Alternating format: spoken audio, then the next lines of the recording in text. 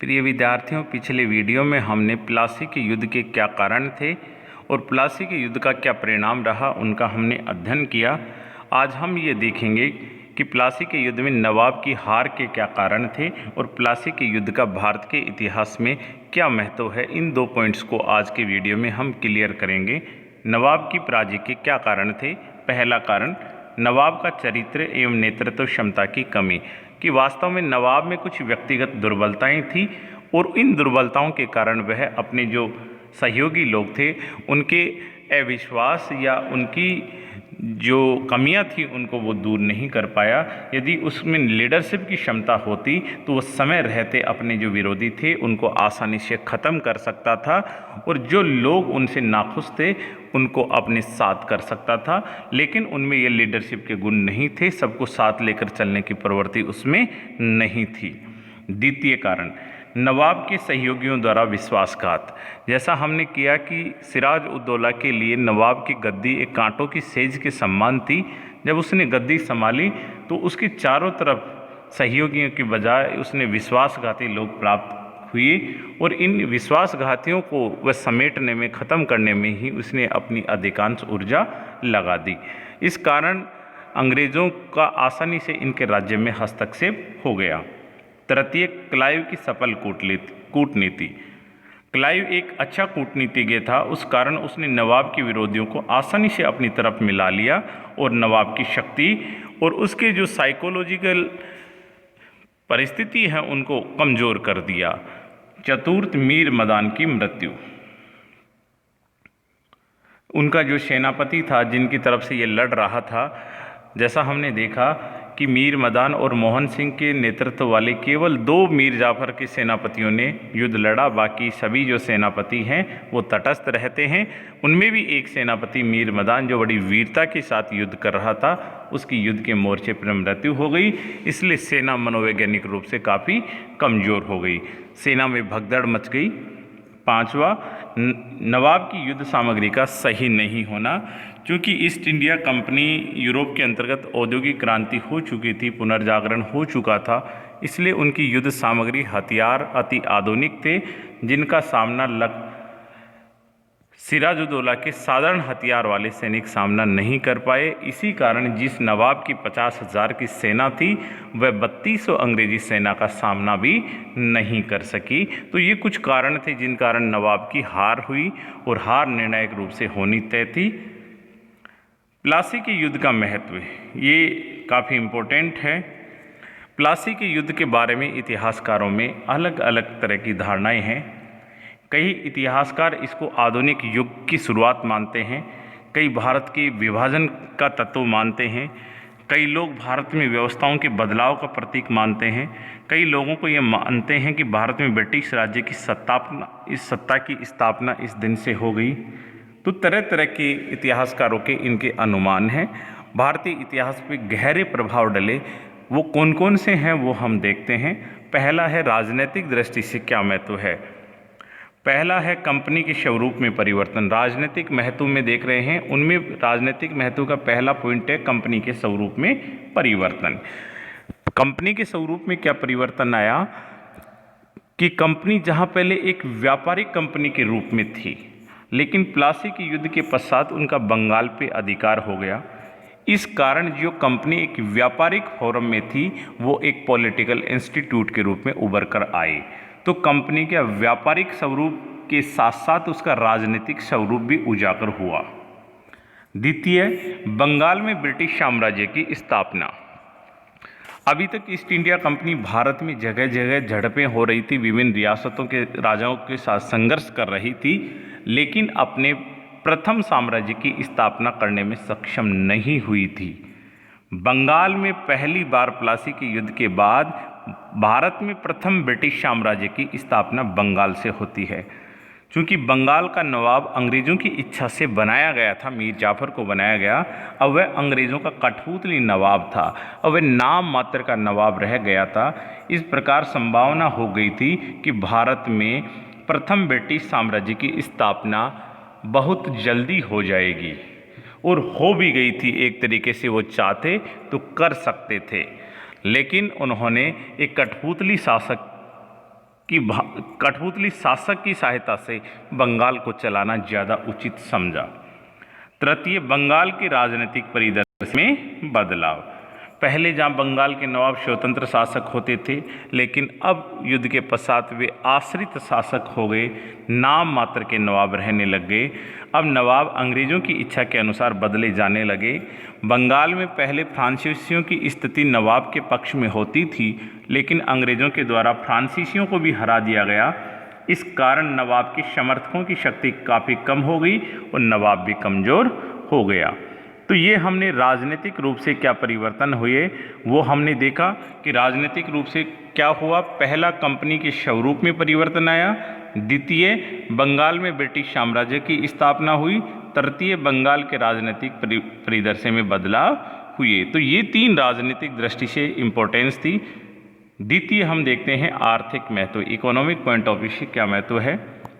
Company इस समय भारत में वित्तीय संकट का सामना कर रही थी। ये बातें हम 1757 की पढ़ रहे हैं, जिस समय कंपनी कर्नाटक युद्धों में फंसी हुई थी। उधर मैसूर राज्य के साथ भी संघर्ष की संभावनाएं थी। तो कंपनी चूंकि भारत में अभी भी व्यापारिक दृष्टि से ज़्यादा मुनाफा नहीं कमा रही थी और ऐसे स्टेज में कंपनी के कर्मचारी निजी व्यापार करके कंपनी को बड़े स्तर पर घाटा पहुंचा रहे थे और इसी समय कंपनी दक्षिण भारत में विभिन्न शक्तियों के साथ युद्धों में फंस गई थी। इसलिए कंपनी को आर्थिक रूप से एक बड़ी सहायता की जरूरत महसूस हो रही थी। तो इसलिए कंपनी ने इस आर्थिक संकट को दूर करने के लिए बंगाल को माध्यम बनाया। और बंगाल से कैसे किया कि कंपनी इस समय भारत में वित्तीय संकट का सामना कर रही थी, लेकिन जब मीर जाफर को नवाब बनाने का आश्वासन दिया तो बदले में उसने अंग्रेज़ों को बड़ी मात्रा में पुरस्कार दिया, घूस दिया, रिश्वत दी, भेंट दी।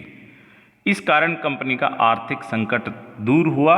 बंगाल में ऐसी लूट शुरू हुई जिससे भारत का सबसे धनी प्रदेश, भारत का सबसे निर्धनी प्रदेश कुछ ही वर्षों में बन गया।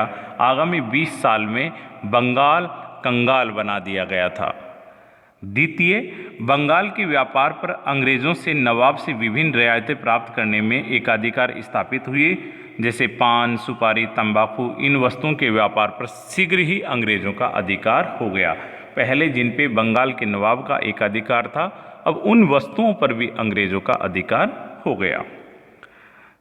तीसरा, यहाँ से प्राप्त धन के द्वारा बहुत महत्वपूर्ण है, यहाँ से प्राप्त धन के द्वारा दक्षिण भारत के कर्नाटक और हैदराबाद राज्यों को जीतने में विशेष सफलता प्राप्त हुई, क्योंकि दक्षिण भारत में कंपनी इस समय वित्तीय संकटों का सामना कर रही थी। यही कंपनी की सोच थी कि बंगाल को क्यों जीता जाए, क्योंकि शेष भारत में उसको जितने भी रियासत राज्यों के साथ संघर्ष करना था, उसके लिए बड़ी मात्रा में धन की आवश्यकता थी और ऐसी धन की आवश्यकता बंगाल ही प्रदान कर सकता था। इसलिए यहाँ से प्राप्त धन की सहायता से उन्होंने शेष भारत के राज्यों में अपनी स्थितियों को सुदृढ़ करने में सहायता ली। चौथा, कंपनी को अभी तक क्या हो रहा था कि कंपनी व्यापार करने के लिए इंग्लैंड से सोना चांदी लेकर आती थी, बदले में यहाँ से वस्तुएं लेकर जाती थी। लेकिन बंगाल के जब संसाधनों पर अधिकार हुआ, विभिन्न जो पुरस्कार थे, घूस थी, लूट थी, इनसे अत्यधिक मात्रा में धन प्राप्त हुआ और इसी धन से वस्तुएं खरीदती और इंग्लैंड में पहुंचाती। तो जो बुलियंस वहां से आती थी अब वे आना बंद हो गई, उल्टे यहाँ से वस्तु प्राप्त करके इंग्लैंड में धन पहुंचाने लगे। जैसे पॉइंट नंबर 4 में है, कंपनी को इंग्लैंड से बुलियन धातुओं को लाने की मजबूरी खत्म हो गई, क्योंकि बंगाल से बड़ी मात्रा में घूस और लूट के माध्यम से बड़ी मात्रा में सोना चांदी पैसा प्राप्त हुआ। इस कारण ये लोग बंगाल से वस्तुएं खरीदते थे। यहाँ से प्राप्त सोना चांदी से चीन और इंग्लैंड में निवेश किया, जिस कारण इंग्लैंड में औद्योगिक क्रांति को गति मिली तथा चीन के साथ कंपनी का व्यापार बढ़ा।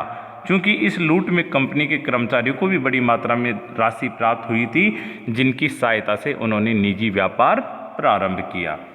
यहाँ से प्राप्त धन से उन्होंने चाइना में भी इन्वेस्ट किया, यहाँ से प्राप्त धन की सहायता से उन्होंने निजी व्यापार भी शुरू किया, यहाँ से प्राप्त धन की सहायता से उन्होंने इंग्लैंड में भी इन्वेस्ट किया, जिस कारण इंग्लैंड के अंतर्गत औद्योगिक क्रांति को गति मिली।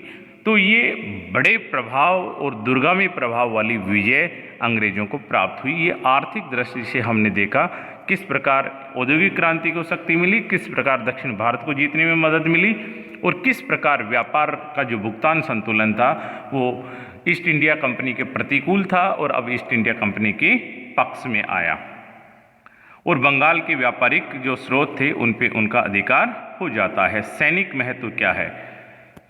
सैनिक दृष्टि से देखा जाए तो ये युद्ध ज़्यादा महत्व का नहीं था, क्योंकि नवाब की अधिकांश सेना तटस्थ बनी रही, इसलिए सैनिक दृष्टि से कौन श्रेष्ठ है इसका निर्धारण इस युद्ध के माध्यम से नहीं हुआ था। तो सैनिक दृष्टि से तो इसका ज़्यादा महत्व नहीं था, क्योंकि ये विजय वास्तव में विश्वासघात और षड्यंत्र के माध्यम से प्राप्त की गई थी, न कि सैनिक दृष्टि से या सैनिक कुशलता की दृष्टि से। तो हम देखते हैं कि इस युद्ध में दोनों सेनाओं के मध्य झड़प हुई, जिसके आधार पर सैनिक श्रेष्ठता का निर्धारण नहीं हुआ, क्योंकि ये विजय सैनिक शक्ति के बजाय विश्वासघात और सैनिक षड्यंत्र के माध्यम से प्राप्त हुई थी। अतः सैनिक दृष्टि से कौन श्रेष्ठ था इसका निर्धारण इस युद्ध के माध्यम से नहीं हुआ। सैनिक दृष्टि से श्रेष्ठ कौन है इसका निर्धारण आगामी युद्ध से हुआ, और उस युद्ध से ये तय हुआ कि वास्तव में सैनिक दृष्टि से श्रेष्ठ ब्रिटिश सेनाएं हैं। इस युद्ध के माध्यम से सैनिक श्रेष्ठता का तो निर्धारण नहीं हुआ, लेकिन नवाब की सेनाओं का खोखलापन उजागर जरूर हो गया। इस युद्ध के माध्यम से नवाब की सेनाओं का खोखलापन उजागर हो गया। मीर जाफर जब नवाब बना तो उसने सिलहट का चूना पत्थर का जो इलाका था वो आधा अंग्रेज़ों को सौंप दिया, जिस कारण भविष्य में अंग्रेज़ों को तोपखाना प्राप्त हुआ। तोपखाने के लिए जो बारूद की आवश्यकता होती थी वो असम के सिलहट जिले से प्राप्त होती थी। इस कारण आगामी समय में तोपखाने के लिए बारूद की पूर्ति अंग्रेजी सेनाओं को होने लगी। चौथा महत्व है सैनिक महत्व। अब नैतिक दृष्टि से देखा जाए तो दोनों ही पक्षों ने कुछ कुछ अनैतिकताएं प्रदर्शित की। इस युद्ध में नैतिक दृष्टि से देखा जाए तो दोनों तरफों द्वारा अपने साध्य को प्राप्त करने के लिए अनुचित साधन अपनाए गए। जहां अंग्रेज़ों के द्वारा अपने उद्देश्यों को प्राप्त करने के लिए पुरस्कार, घूस और लूट को माध्यम बनाया, वहीं बंगाल के लोगों ने अपने उद्देश्यों को प्राप्त करने के लिए अपने स्वामी के साथ भी विश्वासघात किया। तो दोनों ही तरफ से नैतिकताओं को तार तार किया गया, अनैतिकताएं अपनाई गई।